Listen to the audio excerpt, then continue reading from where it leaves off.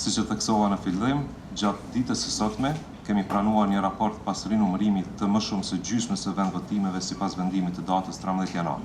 Komisioni Qendror i Zgjedhjeve ka mbajtur sot mbledhje ku në fokus ishte çështja e rinumërimit të votave në disa komuna të vendit. Gjatë takimit u diskutua raporti mbi procesin e rinumërimit të deritanishëm, si dhe mundësia e zgjerimit të këtij procesi edhe në vendvotime të tjera. Sipas diskutimeve në mbledhje, janë evidentuar mospërputhje mes rezultateve fillestare dhe atyre të rinumërimit, çka ka nxitur shqetësime nga subjektet politike dhe ka hapur debat për nevojën e një verifikimi më të thellë të votave. Në këtë kontekst, u përmend edhe komuna e Prizrenit, ku sipas raporteve dhe ankesave të paraqitura, gjatë rinumërimit janë vërejtur dallime në shifra, përfshirë raste ku votat rezultojnë të shtuara ose të hequra, krahasuar me rezultatet fillestare. Antarët e KQZ-s theksuan se çdo parregullsi e mundshme do të trajtohet në bazë të provave dhe dokumentacionit zyrtar, duke nënvizuar se rinumërimi i votave është një proces ligjor që synon garantimin e transparencës dhe besueshmërisë së procesit zgjedhor. Tregon se procesi i numërimit të votave të kandidatëve brenda subjekteve politike ka pasur pasaktësi.